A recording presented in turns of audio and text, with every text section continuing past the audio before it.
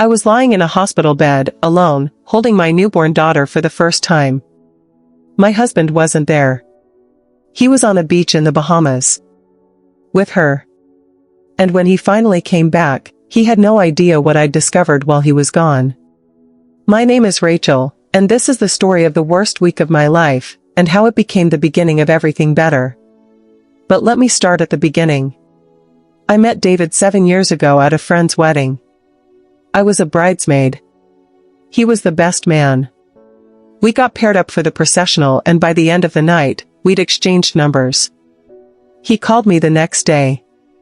Not 3 days later. Not a week. The next day. I know I'm supposed to wait, he said, but I really want to see you again. I liked that. The honesty. The directness. We had coffee that afternoon. Coffee turned into dinner. Dinner turned into a walk through the city until midnight.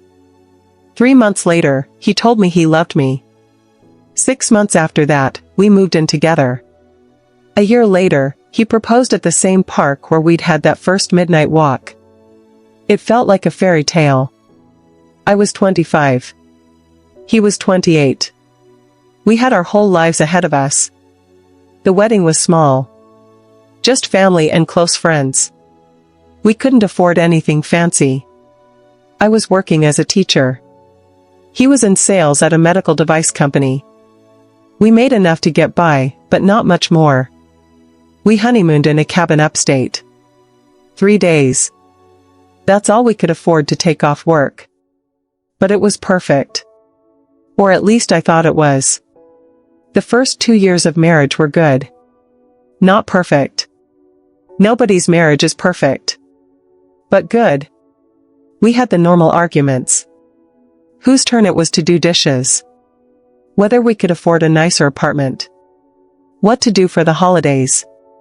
But we loved each other. I know we did. At least, I did.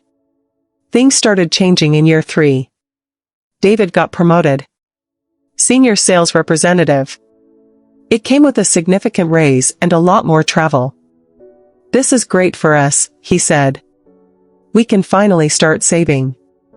Maybe buy a house. I'm proud of you, I said. And I was.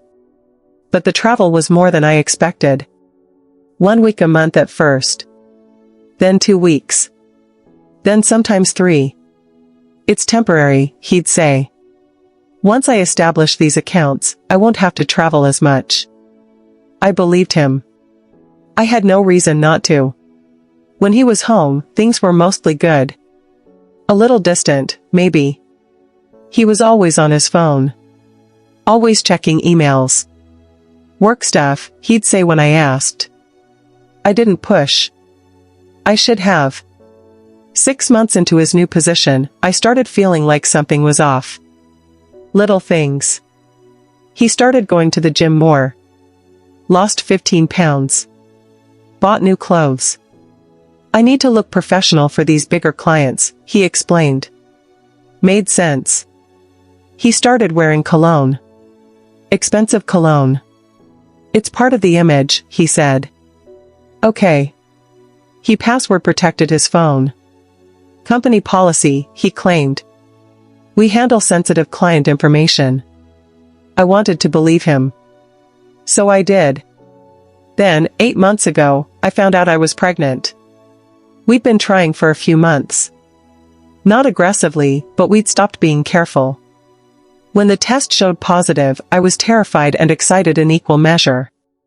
I planned this whole elaborate way to tell him.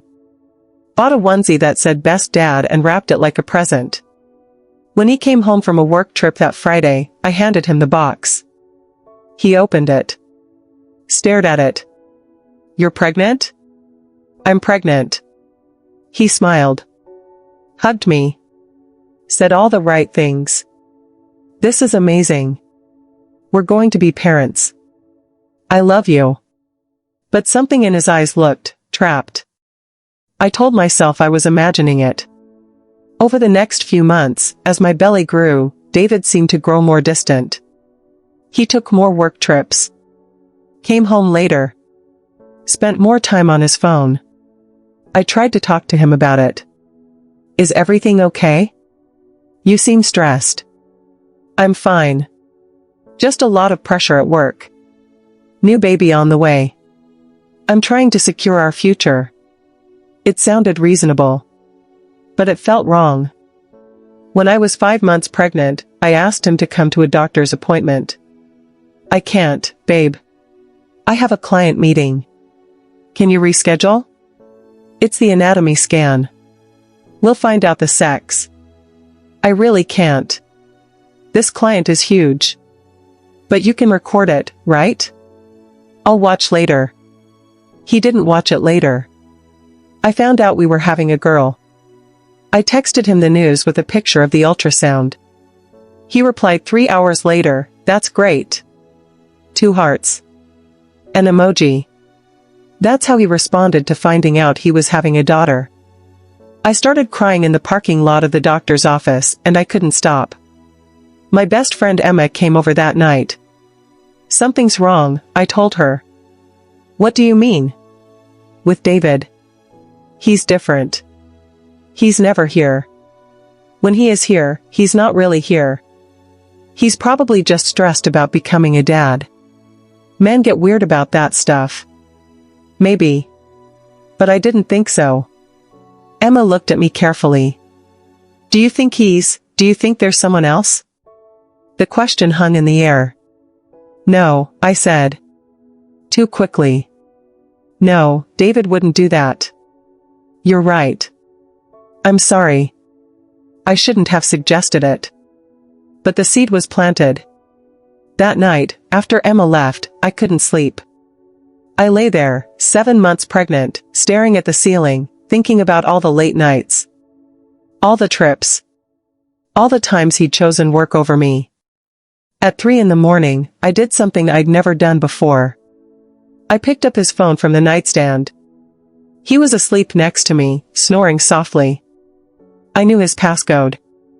He'd changed it a few months ago, but I'd seen him type it in once. 0-8-1-5. I typed it in. Wrong. My heart started pounding. I tried our anniversary. 0-6-2-3. Wrong. I tried his birthday. My birthday. Wrong. Wrong. I put the phone down, hands shaking. He'd changed his passcode and hadn't told me. That's when I knew. I didn't know what, exactly. But I knew something was very wrong. The next morning, I confronted him.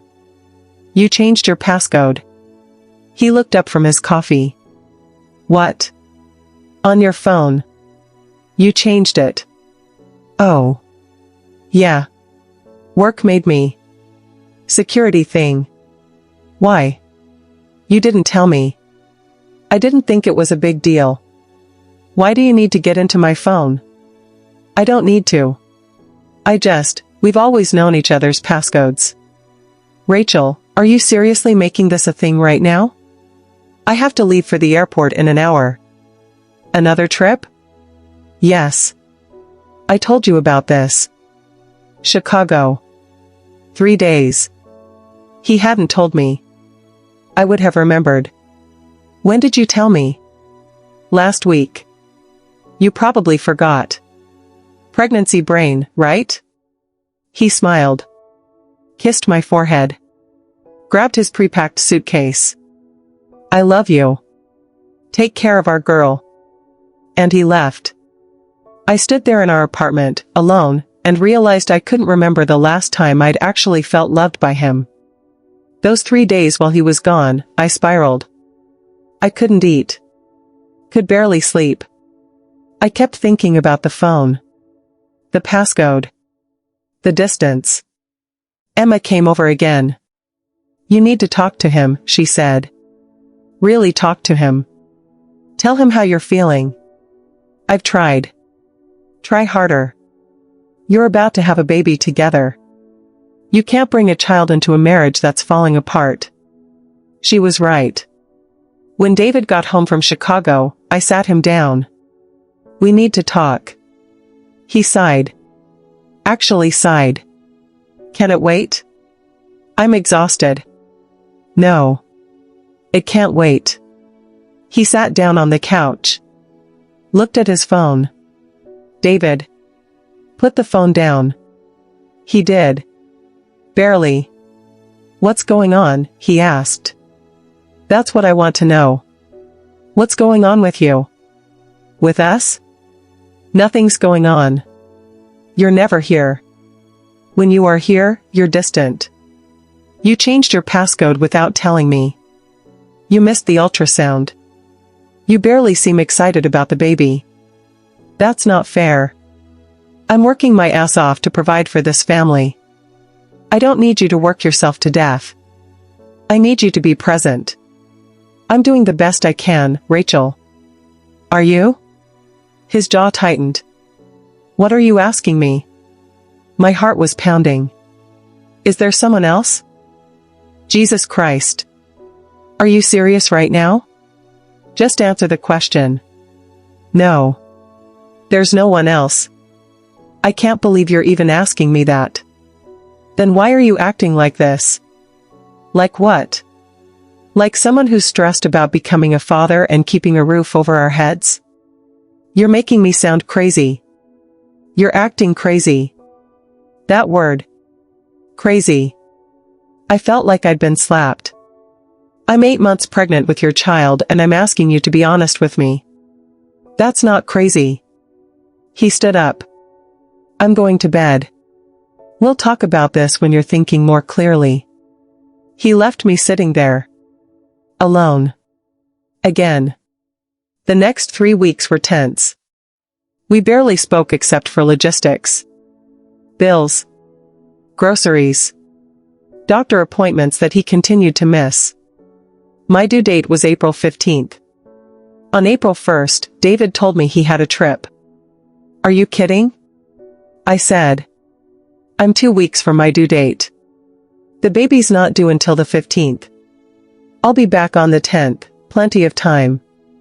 What if I go into labor early? First babies are almost always late. My mom said I was 2 weeks late. David, I don't want to be alone right now. It's 5 days. You'll be fine. Your mom is 10 minutes away. Emma's close. If you go into labor, which you won't, you have people. I don't want people. I want my husband. Rachel, this is a huge account. If I close this, we're set. We can buy a house. You can take a longer maternity leave. This is for us. He was so good at making his selfishness sound like sacrifice. Where are you going? Bahamas. Medical device conference. The Bahamas? For work? It's where the conference is. I don't pick the location. Something about the way he said it made my stomach turn. What's the name of the conference? Why does that matter? What's the name, David? MedTech Innovation Summit. Why are you interrogating me? I'm not interrogating you. I'm your pregnant wife who doesn't want to be alone. 5 days, he said. I'll be back before you know it. He left on April 2nd. I cried for an hour after he drove away. Then I did something I probably shouldn't have done. I opened his laptop. He'd left it at home. Said he was just taking his tablet. The laptop was password protected, but I knew that password. We'd set it together years ago. Thundercats 85. Our cat's name and the year we met. I held my breath and typed it in. It worked. I wasn't even sure what I was looking for. I opened his email. Scrolled through. Work stuff. Lots of work stuff. Then I saw an email from someone named Julia Hendricks. Subject line, can't wait for next week. Desert Island. My hand started shaking. I opened it. Counting down the days until we're on that beach together. 5 whole days of no hiding, no sneaking around. Just us. I love you. See you in paradise. J. The email was dated March 25th. Next week. The Bahamas. The conference was real. I googled it. MedTech Innovation Summit. April 3rd to 5th.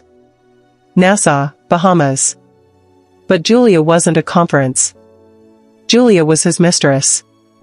And he was taking her to the Bahamas while I was home, 9 months pregnant with his child. I sat there, staring at the screen, and I couldn't breathe. I clicked on the email thread. Months of messages. Last night was amazing. I can't stop thinking about you. I hate that you have to go home to her. Her. Me. I was her.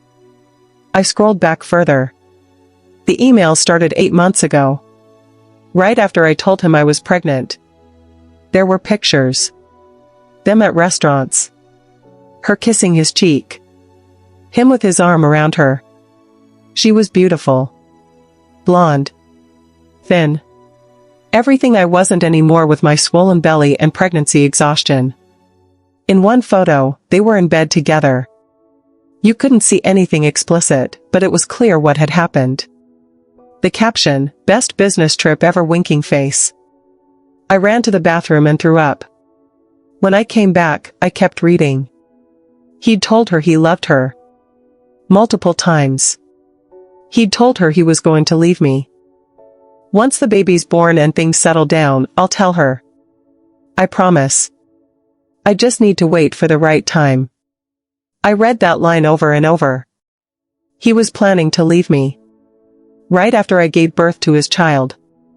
I don't know how long I sat there. Hours, maybe. Eventually, I took screenshots of everything. Emails. Photos. All of it. I sent them to my own email.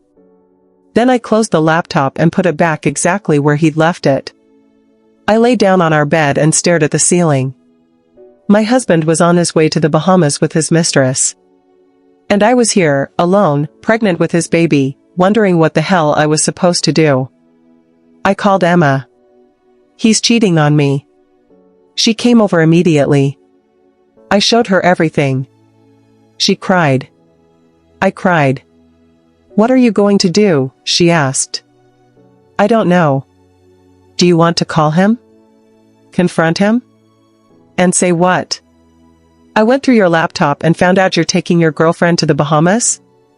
He'll just deny it. Make me feel crazy. Again. You're not crazy. You're right. You were right all along. I don't want to be right. I want to be wrong. I want this to not be happening. Emma hugged me. I know. I'm so sorry. What kind of person does this? I'm about to have his baby and he's on vacation with another woman. A coward. A selfish, cowardly piece of shit. She wasn't wrong. Don't do anything while he's gone, Emma said. Wait until he gets back. Let him come home thinking everything's fine. Then you confront him with evidence he can't deny.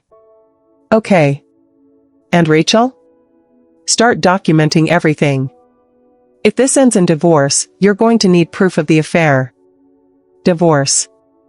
The word felt like ice water. But she was right. That night, I created a folder on my computer. Saved all the screenshots.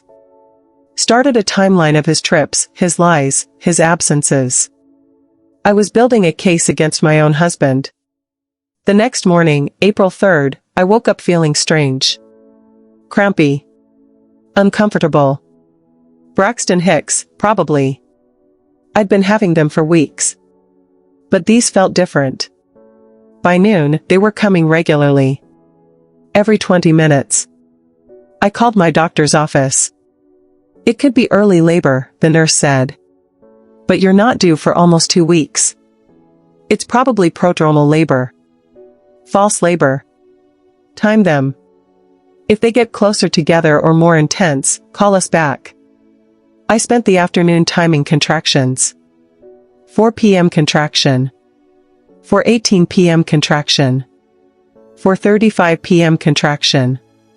They were getting closer. By 6 p.m., they were 10 minutes apart. I called the doctor again. Come in.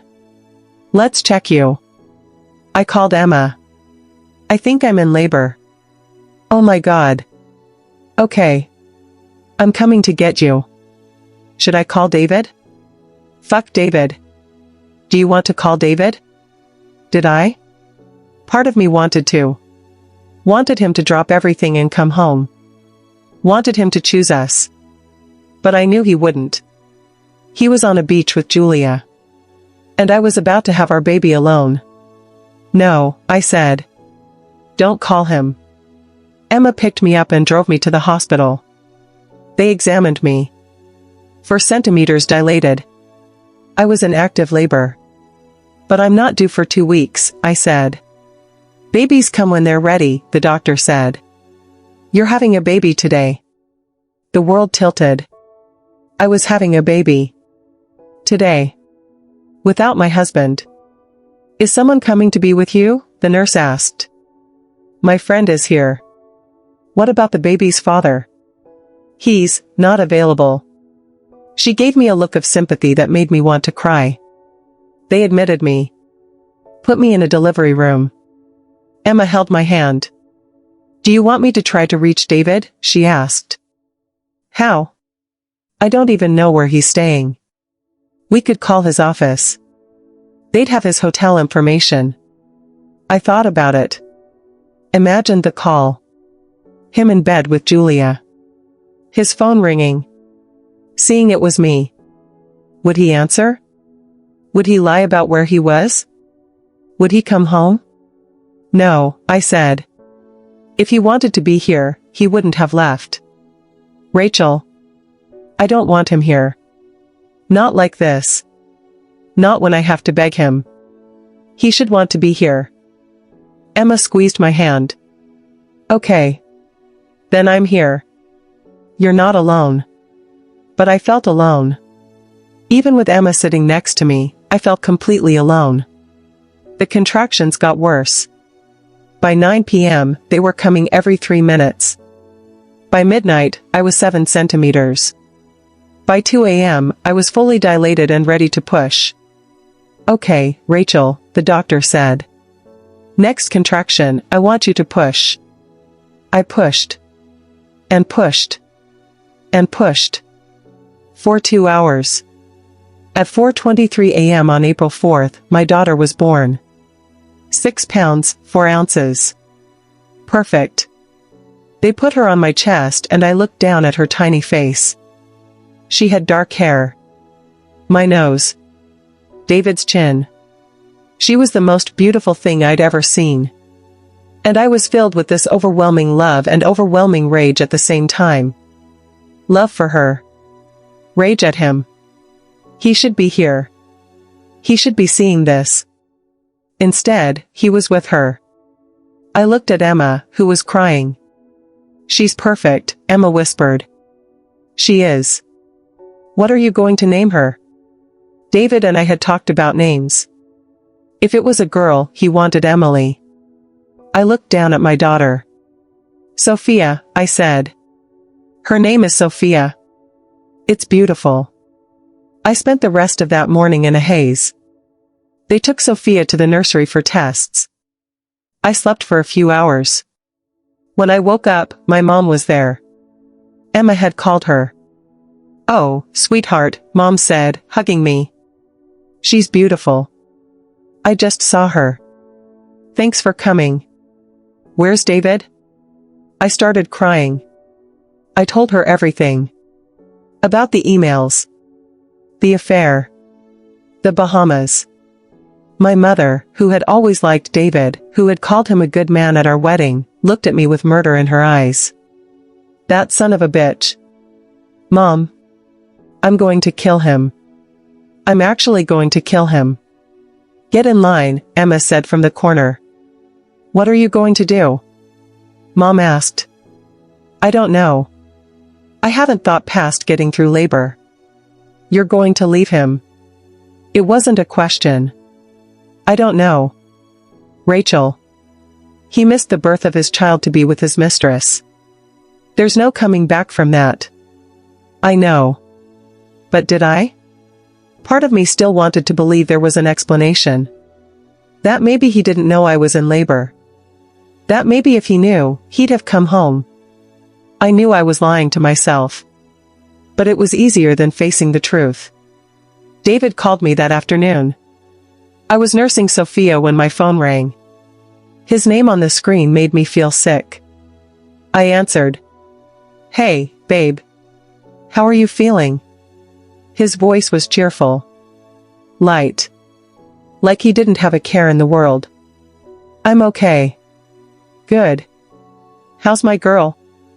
"Which girl?" I wanted to ask. "Me? Sophia? Julia? She's perfect." There was a pause. "What?" "She's perfect. Sophia. Our daughter. She's perfect." "What are you talking about?"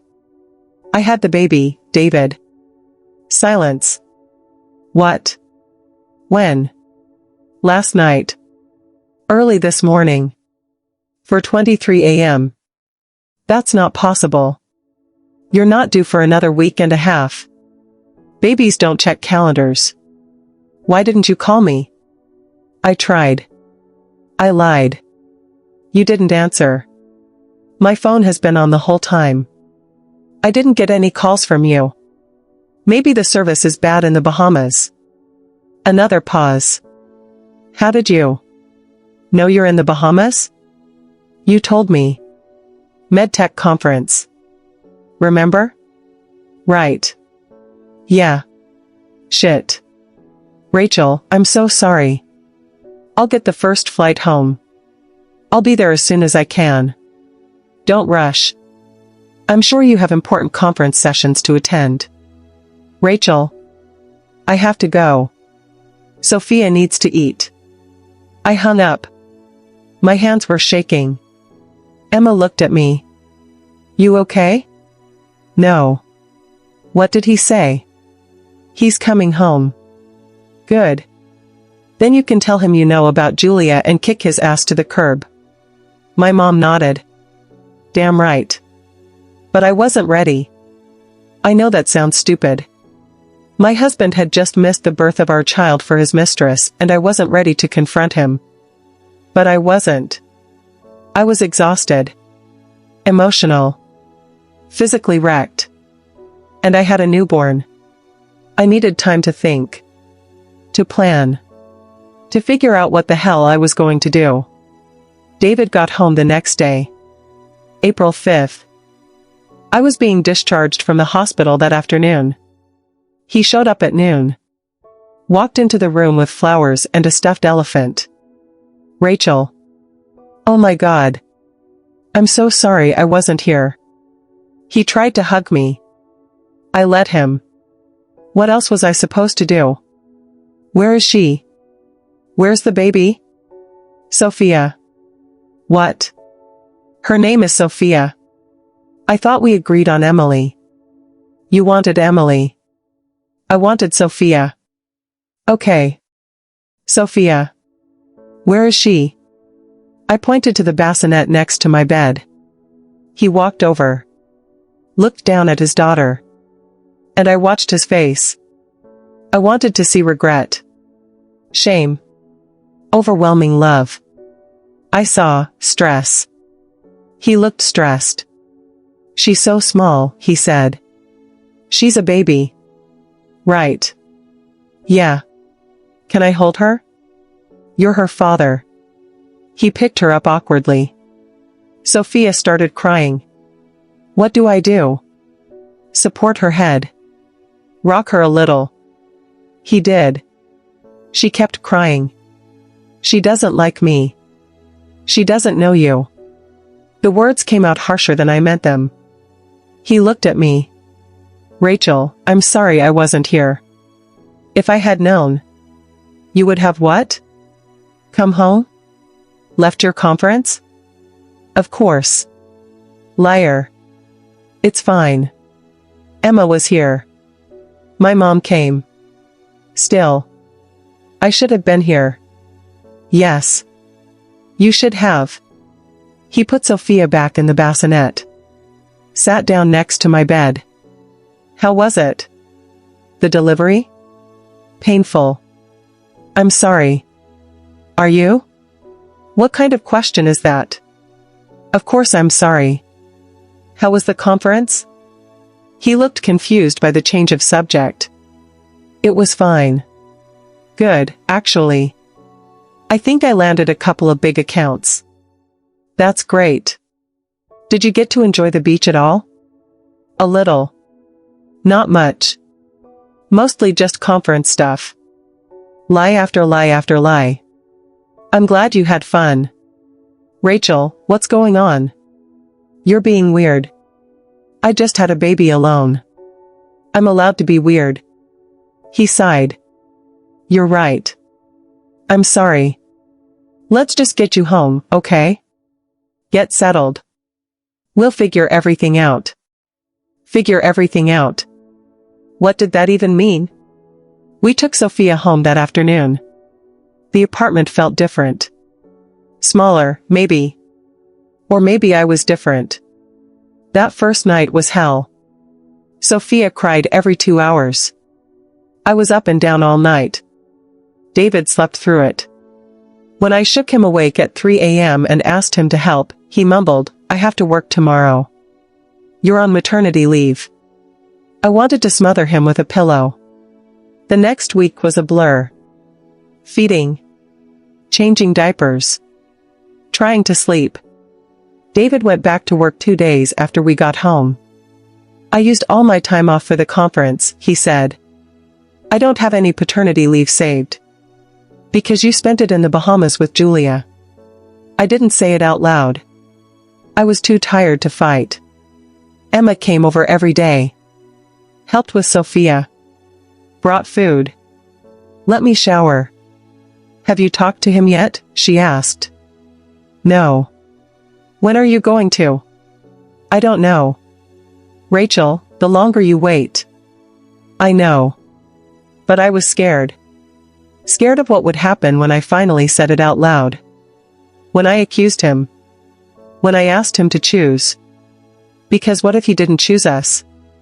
On April 12th, a week after he got home, I decided I was done waiting. I waited until Sophia was asleep. David was in the living room, watching TV on his phone. I sat down next to him. We need to talk. Can it wait? I'm in the middle of something. No. It can't wait. He sighed. Put his phone down. What? Who's Julia? His face went white. What? Julia Hendricks. Who is she? I don't. How do you know that name? Answer the question. She's a colleague. Try again. Rachel. I know, David. I know everything. Know what? About the affair. About the Bahamas. About all of it. He stared at me. You went through my stuff.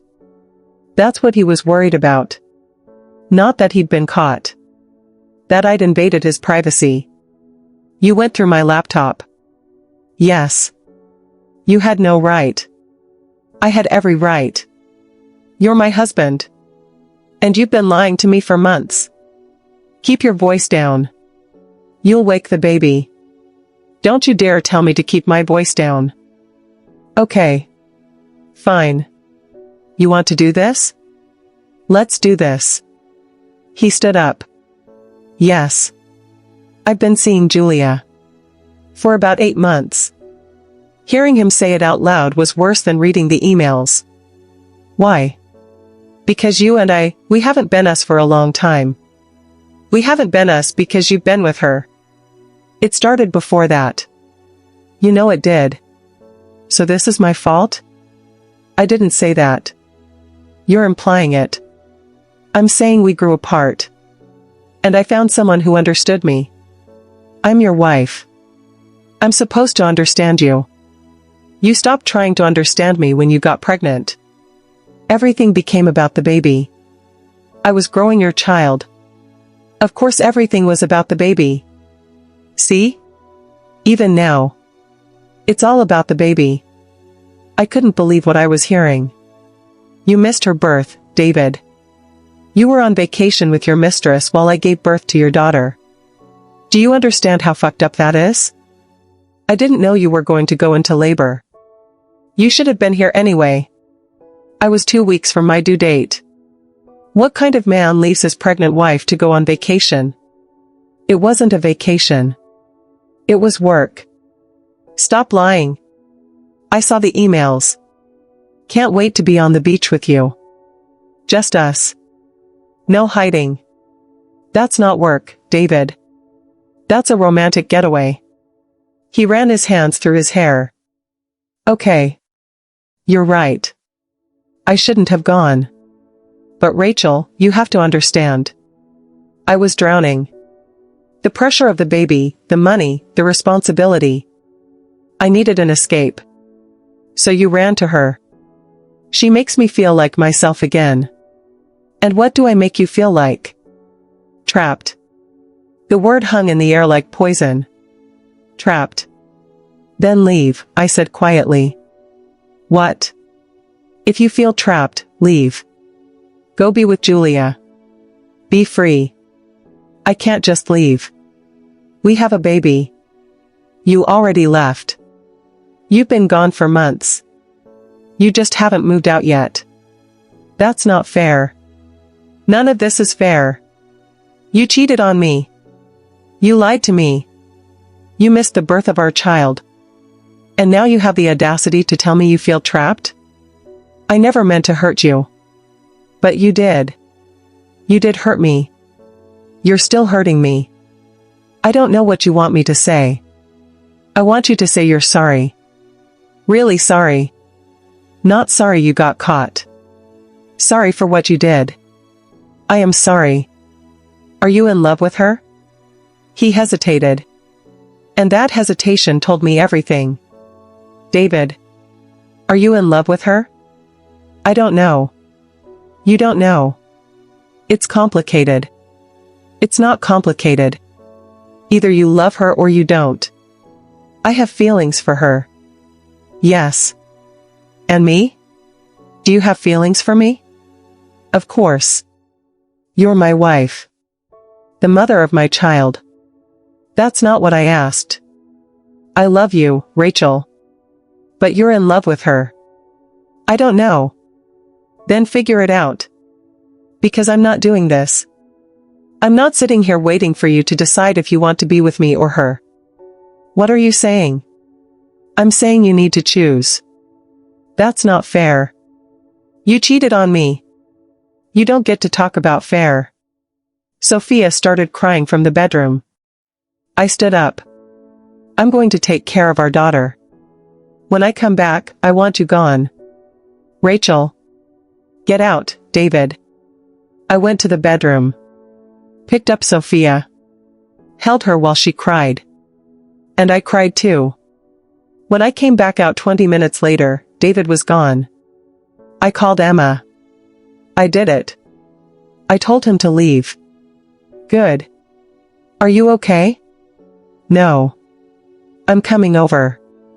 You don't have to. I'm coming over. She stayed with me that night. And the next. David texted me the next day. I'm staying at a hotel. We need to talk about this rationally. I didn't respond. He called. I didn't answer. He showed up 3 days later. I let him in because he wanted to see Sophia. Can we talk? He asked after he'd held her for a few minutes. About what? About us. About what happens now. What do you want to happen? I don't know. I'm confused. About what? About everything. About us. About Julia. About what I want. Let me make this simple for you. You can't have both of us. You need to choose. I'm not ready to choose. Then I'll choose for you. I want a divorce. His face fell. Rachel, don't say that. Why not? You clearly don't want to be married to me. You're in love with someone else.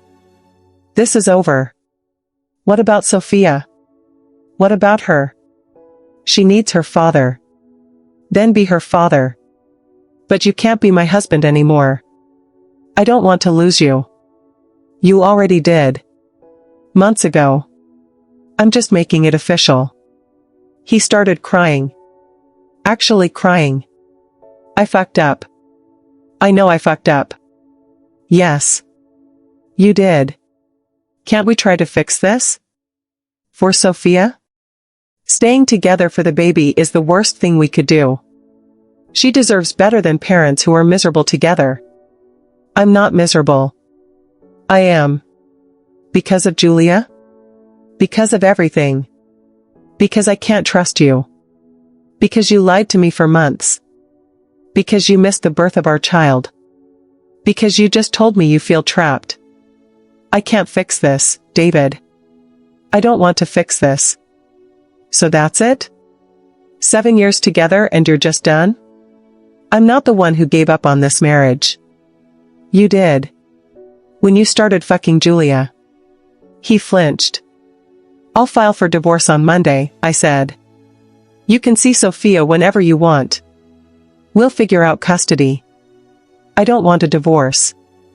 I don't care what you want anymore. He put Sophia back in her bassinet. Looked at me with tears in his eyes. I love you, Rachel. No, you don't. You love the idea of me. The security. The family. But you don't love me. If you loved me, you wouldn't have done this. He left. And I felt relief. For the first time in months, I felt like I could breathe. I filed for divorce the next week. David didn't contest it. His lawyer called my lawyer. They wanted to work out an agreement. Child support. Custody. Division of assets. We didn't have much to divide. An apartment we rented. Some furniture. About $10,000 in savings. The custody negotiation was harder. David wanted 50-50. I wanted primary custody with him getting visitation. She's a newborn, my lawyer argued. She's nursing. She needs to be with her mother. His lawyer pushed back. We settled on me having primary custody. David got her every other weekend once she was 6 months old. Until then, he could visit at my apartment. Child support was $800 a month. It wasn't enough, but it was something. The divorce was finalized in September. 5 months after Sophia was born. In those 5 months, David saw Sophia maybe a dozen times. He was always busy. Always had somewhere to be. I suspected he was with Julia, but I didn't ask. I didn't care anymore. Emma helped me find a new apartment. Smaller. Cheaper. My mom helped me move. I went back to work in August. My maternity leave was up. My mom watched Sophia during the day. It wasn't easy. But we managed. David sent child support sporadically. Sometimes on time. Sometimes a week late. Sometimes not at all. I had to take him back to court twice to enforce the order. In November, I heard through mutual friends that David and Julia had moved in together. I felt nothing. No anger. No jealousy. No pain. Just nothing. I was too busy trying to survive. Being a single mom wasn't what I'd imagined. It was harder. Lonelier. But it was also better. Better than being married to someone who didn't love me. Better than wondering every day if I was enough. Better than the constant anxiety of waiting for the other shoe to drop. Sophia was growing. Thriving. She had my eyes. David's smile. She was perfect. And she was mine. On Sophia's first birthday, I threw a small party. My mom. Emma. A few friends. David didn't come. He'd texted that morning, sorry.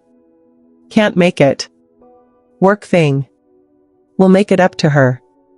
He never did. That night, after everyone left, I sat on the floor with Sophia. She was eating birthday cake with her hands, getting it everywhere. And I laughed. Really laughed. For the first time in over a year. We're okay, I told her. It's just us. But we're okay. She smiled at me. A big, gooey, cake-covered smile. And I knew I was right. We were more than okay. A few weeks later, I met someone. His name was James. He was a parent in Sophia's music class. Single dad. Divorced. Had a 3-year-old daughter named Lily. We started talking after class one day. Your daughter is adorable, he said. Thanks. Yours too. How old is she? Just turned 1. Lily's 3. The terrible 3s are real. I laughed. Want to grab coffee sometime? He asked. It's nice to talk to another single parent. Sure. I'd like that. We got coffee the next week. Then coffee turned into lunch. Lunch turned into dinner. Dinner turned into him coming over after the girls were asleep. I wasn't looking for a relationship. I wasn't ready. But James was easy. He understood the chaos. The exhaustion. The overwhelming responsibility of raising a kid alone. He didn't expect me to be anything other than what I was. A tired, slightly broken single mom who was doing her best. And somehow, that was enough for him. We took it slow. Very slow. 6 months before we had our first kiss. Another 6 months before I introduced him to Sophia as anything other than Lily's dad. David found out I was seeing someone through Instagram. He called me, furious. You're dating someone? That's none of your business. You're introducing him to my daughter? You mean the daughter you see once a month? Yeah. She's met him. I don't want some random guy around her. He's not a random guy. And you don't get a say. I'm her father. Then act like it. He hung up. 2 weeks later, he filed for a custody modification. Wanted 50-50 now that Sophia was older. My lawyer said it was retaliation. He doesn't actually want more custody. He wants to punish you for moving on. She was right. We went to court. David showed up with Julia. She sat behind him in the courtroom. Young. Pretty.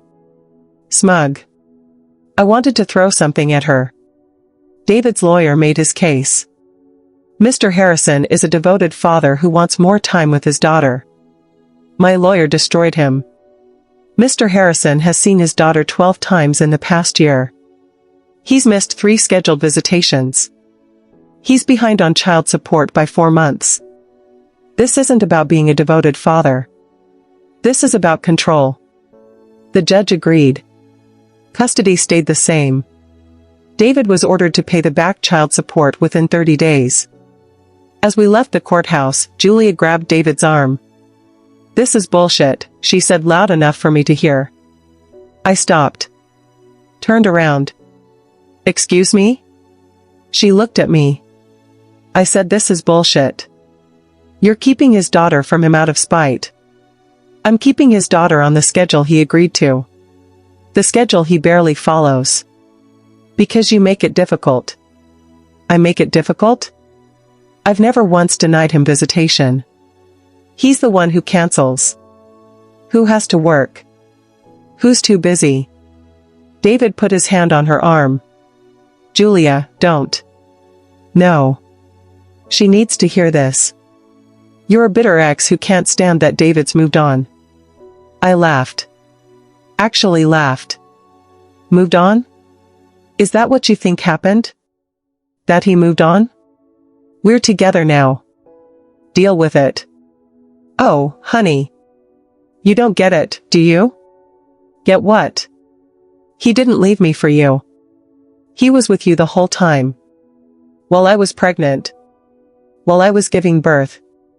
He was with you. Her face faltered. Just a little. But you knew that, right? He told you he was leaving me? That once the baby was born and things settled down, he'd tell me? David went pale. Rachel, stop. That's what he told me too. That he was going to leave you. Funny how we both thought we were the one he'd choose. Julia looked at David. Is that true? You told her you were going to leave her? Let's go, David said. Answer me. Did you tell her you were leaving her for me? It was complicated. It's a yes or no question. Julia, you're making a scene. Did you tell her you were leaving her for me? He looked at the ground. I told her what she wanted to hear. Julia's face crumpled. And I realized something. She was just as much a victim as I was. Maybe more. At least I'd had the sense to leave when I found out the truth. She was still there, believing his lies. Good luck, I said to her. You're going to need it. I walked away. Behind me, I heard them arguing. And I felt pity. For her. For him. For both of them. But mostly for Sophia, who had a father who kept choosing himself over everyone else. James was waiting for me outside. How did it go? He asked. I won. Good. He put his arm around me. And we went to pick up Sophia from my mom's. That was 2 years ago. Sophia is 3 now. James and I got married last summer. Nothing fancy. Just us, the kids, close family. Sophia calls him Jamie. She knows David is her dad. But Jamie is the one who reads her bedtime stories. Who takes her to the park. Who shows up. David sees her once a month, if that. He and Julia broke up last year. Turns out she couldn't handle being with someone who lied as easily as breathing. Imagine that. He has a new girlfriend now. I don't know her name. Don't care to. He sends child support on time now. The threat of jail time motivated him. And me? I'm happy. Really, genuinely happy. Not the fake happiness I had with David. Not the I'm fine when I wasn't fine. Real happiness. I have a husband who loves me. Who chose me. Who shows up. I have a daughter who's smart and funny and beautiful. I have a stepdaughter who calls me bonus mom. I have a life that I built from the ashes of the one that burned down.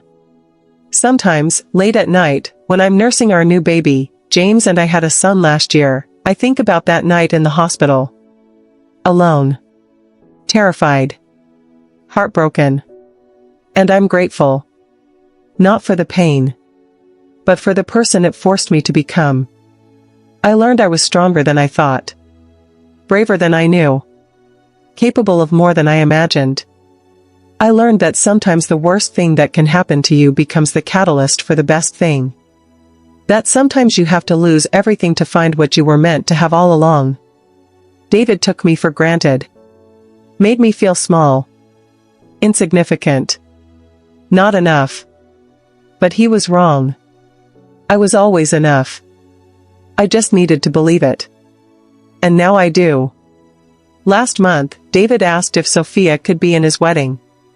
He's getting married to girlfriend number 3. I said yes. Because that's what you do when you're co-parenting. You put your kid first. Even when your ex is an asshole.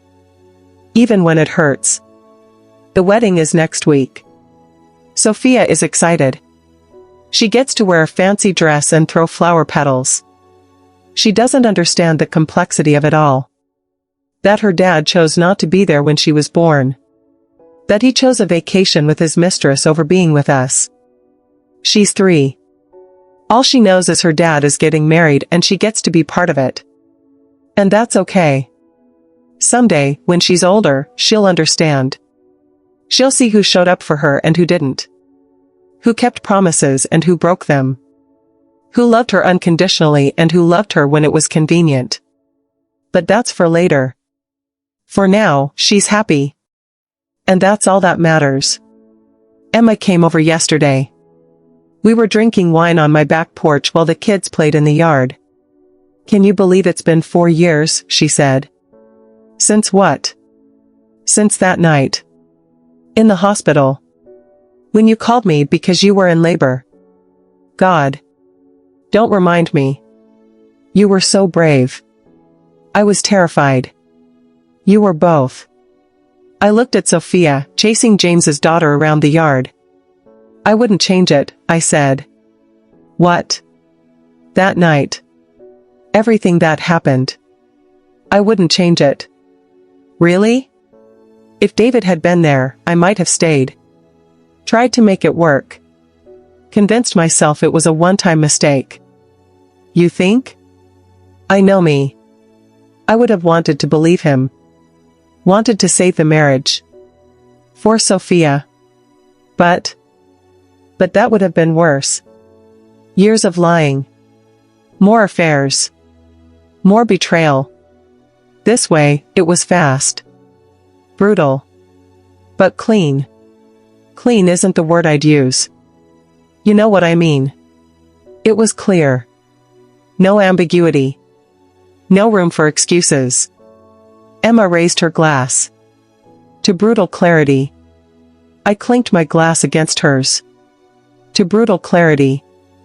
We sat there in comfortable silence for a minute. Are you happy? Emma asked. Yeah. I am. Good. You deserve it. So do you.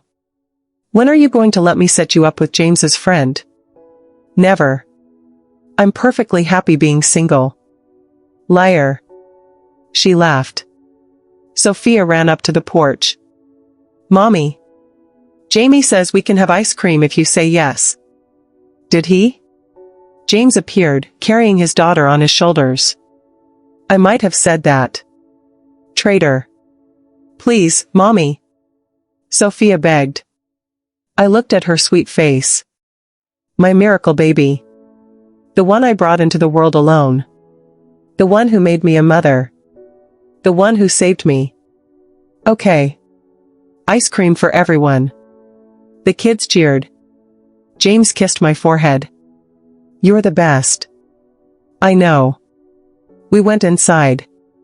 The six of us, me, James, Sophia, Lily, our son Noah, and Emma, crowded around the kitchen table eating ice cream. Laughing. Talking over each other. Making a mess. It was chaotic. Loud. Perfect. This was my family. Not the one I'd planned. Not the one I dreamed of when I married David. But the one I had. The one I'd built from scratch. The one that chose me every single day. And as I sat there, watching James wipe chocolate ice cream off Sophia's face, I felt something I hadn't felt in years. Complete peace. David didn't break me. He just broke the version of me that thought I needed him to be whole. And from those broken pieces, I built something better. Something real. Something mine. That night, after the kids were in bed and Emma had gone home, James and I sat on the couch. You okay? He asked. Yeah. Why? I don't know. You seemed quiet at dinner. Just thinking. About how different my life is now. From what I thought it would be. Good different or bad different? Good. Definitely good. He pulled me closer. I'm glad. James? Yeah? Thank you. For what? For showing up. For being here. For loving us. That's not something you have to thank me for. I love you. I love Sophia. I love our family. I know. But I spent so long with someone who didn't. Who made me feel like I had to earn his love every day. And with you, it's just, there. Unconditional. That's what love is supposed to be. I know that now. We sat there for a while, just holding each other. And I thought about David. Wondered if he ever regretted it. If he ever lay awake at night thinking about what he'd lost. If he ever realized that he'd traded a family for a fantasy. I hoped he did. Not because I wanted him to hurt. But because I wanted him to understand the weight of his choices. The consequences of his actions. The life he could have had if he'd just shown up. But mostly, I didn't think about David at all anymore. He was a chapter in my story. An important one, because it gave me Sophia. But just a chapter. Not the whole book. The whole book was still being written. And I couldn't wait to see what came next. The wedding came and went. Sophia had fun. David's new wife seemed nice enough. I dropped Sophia off and picked her up without incident. Professional. Cordial. It was fine. Life went on. Sophia started preschool. Noah took his first steps. James got a promotion. I started writing. Nothing serious. Just a blog about single motherhood. About divorce. About rebuilding. People started reading it. Lots of people. Women who'd been through what I'd been through. Who'd given birth alone. Who'd been betrayed. Who'd had to start over. They reached out. Shared their stories. And I realized my story wasn't just mine. It was ours. All of us who'd been left. Who'd been told we weren't enough. Who'd had to become more than we thought we could be. Someone asked me once if I'd forgiven David. I had to think about it. Had I? I wasn't angry anymore. Didn't hate him. Didn't wish bad things for him. But forgiveness? That's complicated. I've made peace with it, I finally said. With what happened. With who he is. With who I was. That's not the same as forgiveness. No. But it's enough. And it was. I didn't need to forgive David to be happy. I just needed to let go. Of the anger. The resentment. The bitterness. Of the woman I was when I was with him. Small. Uncertain. Waiting for permission to take up space. That woman didn't exist anymore. She died in a hospital room at 4:23 a.m. on April 4th. And in her place, someone stronger was born. Someone who knew her worth. Who wouldn't settle. Who wouldn't wait for someone else to validate her existence. That's who I am now. And I like her. A lot. Last week, I got an email from David. Subject line, I'm sorry. I almost deleted it without reading. But curiosity got the better of me. I opened it. Rachel. I know I have no right to reach out. But I've been in therapy and my counselor suggested I write this. I'm sorry. For everything. For the affair. For missing Sophia's birth. I do. Trust me. You're a badass. We talked for another hour. About nothing. Everything. Her job. My writing. The kids. Life. And I realized how lucky I was. Not just for James. Not just for my kids. But for Emma. Who'd been there through all of it. The heartbreak. The betrayal. The rebuilding. Who'd held my hand in that delivery room. Who'd helped me pack up my life and move on. Who'd never once said, I told you so, even though she'd seen the red flags long before I had. I love you, I told her before we hung up. I love you too. Now go be with your hot husband and your cute kids. You're the best. I know. I hung up smiling. Went to bed next to James. And slept better than I had in years. The next morning, Sophia woke me up at 6 a.m. Mommy, can we make pancakes? I groaned. What time is it? Time for pancakes. James pulled a pillow over his head. It's too early for this. You make pancakes, Daddy. Mommy can't flip them right. James peeked out from under the pillow. She can't? Nope. They always break. Well, we can't have broken pancakes. He got up, scooped Sophia into his arms, and headed to the kitchen. I lay there for a minute, listening to them laugh in the other room. And I thought about David's email again. About his apology. His regret. And I realized something. I didn't need his apology to be okay. I didn't need his acknowledgement of what he'd done wrong. I didn't need anything from him at all. Because I'd already healed. Already moved on. Already built a life that didn't include him. His email wasn't for me. It was for him. To ease his guilt. To feel like he'd done the right thing. And that was fine. He could have his guilt. His therapy. His journey. I had my life. And it was good. Better than good. It was exactly what I'd needed all along. I got out of bed.